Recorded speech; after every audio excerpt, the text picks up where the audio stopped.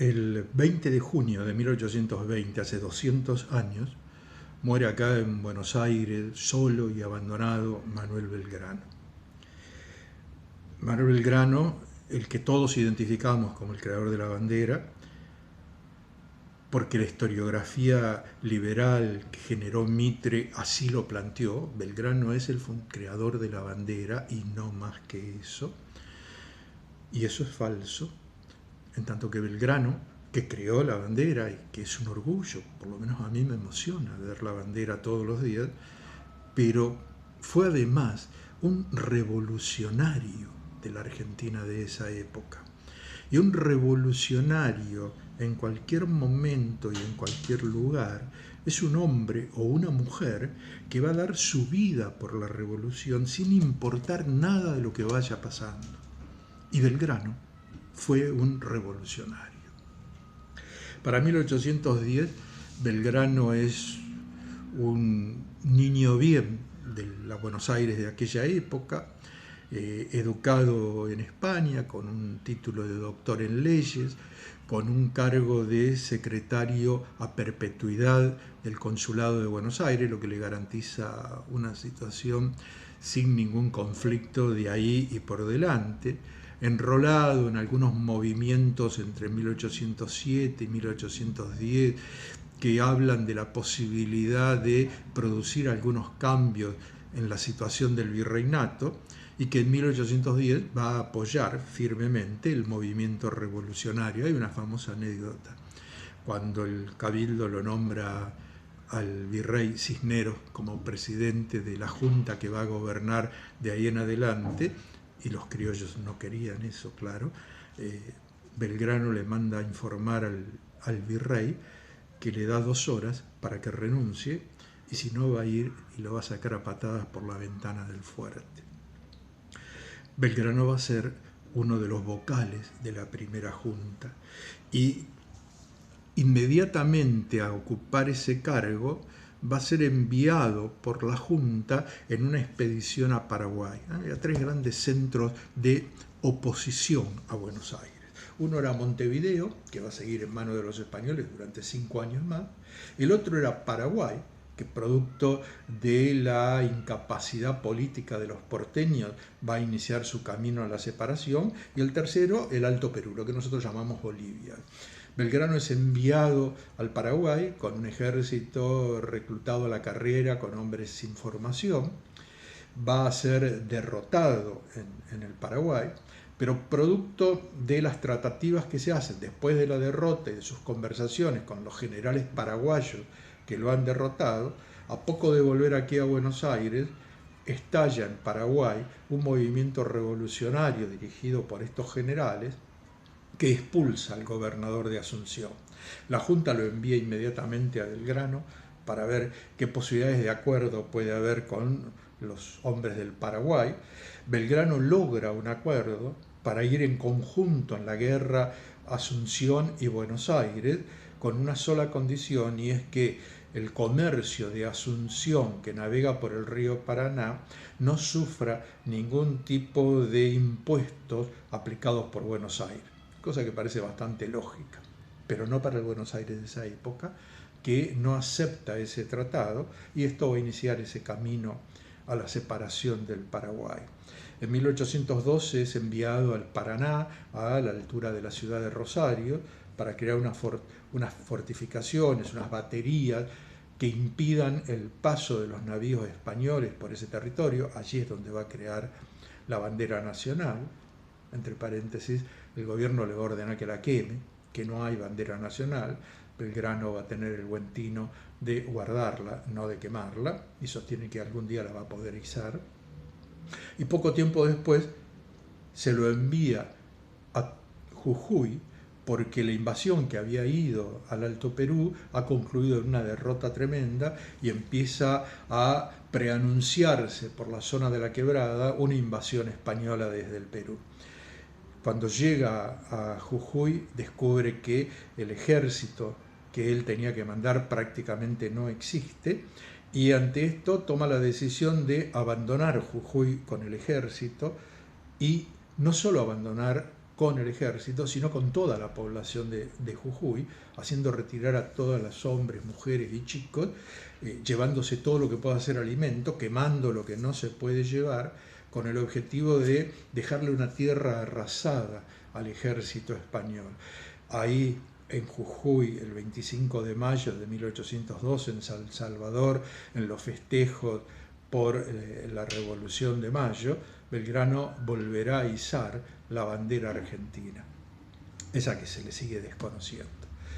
El éxodo que hacen los jujeños, dirigidos por Manuel Belgrano, los va a llevar hasta Tucumán. El gobierno de Buenos Aires le exige que siga retrocediendo hacia el sur para proteger Buenos Aires, y Belgrano, que tiene visión política, entiende que si abandona Tucumán y retrocede hacia Córdoba y hacia Buenos Aires, se estaría produciendo un camino directo entre el Perú y Montevideo que daría una tremenda fortaleza al ejército español, por lo cual resuelve no salir de Tucumán.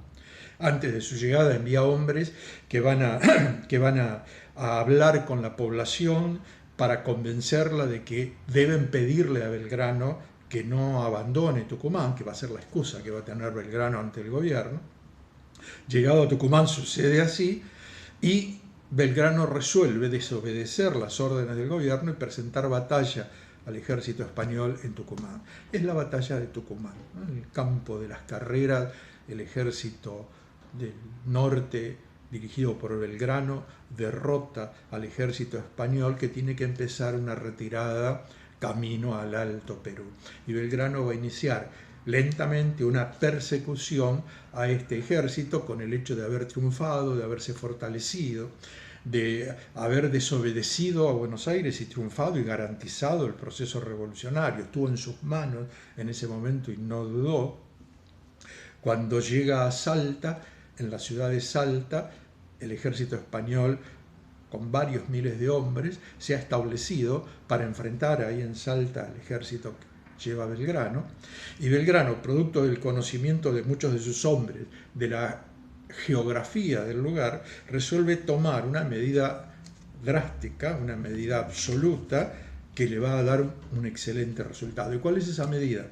Es esquivar la ciudad de Salta por las quebradas y aparecer de golpe al norte de Salta, lo que fuerza al ejército español a tener que combatir, y si es derrotado, no tener la más mínima posibilidad de abandonar el lugar y retirarse. Deberá obligatoriamente rendirse. Y eso es lo que sucede en 1813, en el campo de los Castañares. Se inicia la batalla. La batalla va a concluir al final dentro de la ciudad de Salta, donde se van refugiando los españoles, y finalmente ahí en la plaza mayor de la ciudad de Salta, enfrente de la catedral, los españoles se rinden y Belgrano se queda en sus manos con un ejército de miles de hombres, con todo el parque de artillería, con todos los animales, con todos los elementos que ese ejército llevaba, lo que va a fortalecer su posibilidad militar de ahí en adelante. Y produce ahí un hecho que a veces es mirado con bastante desprecio, en forma bastante despectiva, que es dejar libres a todos los españoles que han sido rendidos ahí en Salta, con el juramento de no volver a tomar las armas contra la patria. Y así va a suceder. Y ese ejército sin armas se va a retirar hacia el Alto Perú. Y es verdad que unos cuantos soldados españoles se reintegraron de vuelta a las armas y pelearon contra el ejército argentino, pero también es verdad, es una gran verdad, que la mayoría de ese ejército español no era español, sino que eran mestizos y aborígenes de la zona de Perú y del Alto Perú, que no sentían tanta adhesión al poder español. Recordemos que unos 40 años antes se había producido la sublevación de Tupac Amaru, masacrada por el ejército español, y ellos no van a volver a integrar el ejército español y no van a presentar resistencia a la entrada del ejército de Belgrano cuando lo haga después de la batalla de Salta. En el Alto Perú, Belgrano va a ser derrotado en dos batallas, en Vilcapugio y en Ayohuma, y va a tener que volver a retirarse hacia lo que hoy es el norte de de la Argentina, a la zona de Jujuy. Pero ahí va a suceder, y esto es lo que demuestra el acierto de Belgrano en Salta, ahí va a suceder algo que va a generar un largo conflicto a los españoles. En teoría han recuperado el territorio del Alto Perú, pero solo en teoría. ¿Por qué? Porque muchos hombres y mujeres del Alto Perú resuelven pelear en sus localidades contra el ejército español y van a mantener una lucha constante prácticamente desde 1812 hasta 1825, que se declare la independencia del Alto Perú, de Bolivia, van a mantener una lucha constante contra los españoles. Y eso tiene que ver con la mirada que tienen de los porteños, mirada que solo se basa en Belgrano y en Castelli, los dos grandes revolucionarios que habían estado en el norte, y la mirada que tienen desde ya de los españoles. La historiografía argentina, tan fiel a mirar el ombligo de Buenos Aires e ignorar lo que sucede en el país, va a hablar, Mitre va a hablar de esos movimientos que se dan en Alto Perú cuando el ejército se ha retirado hacia Jujuy y hacia Salta, va a hablar de las republiquetas. La palabra republiqueta es una palabra despectiva. En realidad eran las luchas independentistas de un montón de comunidades altoperuanas, integradas por mestizos, por criollos y por aborígenes, que van a enfrentar durante largos años al ejército español. No eran republiquetas.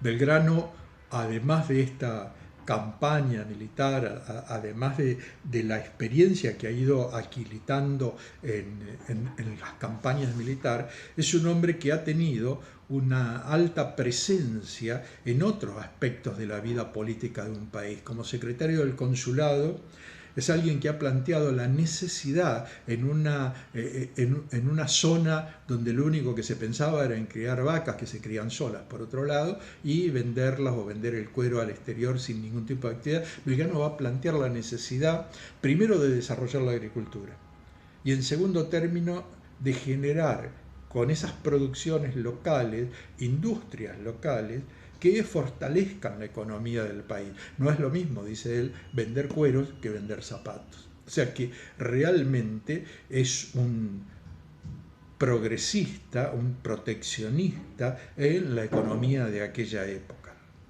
Por otro lado, porque no termina ahí toda su actividad, Belgrano va a tener una fuerte posición en la educación, bueno, los famosos 40.000 pesos que le dan de Salta, que él dona para la construcción de 4 escuelas, que después tardaron años en construirse, pero decían, no solo esto, sino porque siempre ha planteado desde el consulado la necesidad de la educación de los hombres y de las mujeres.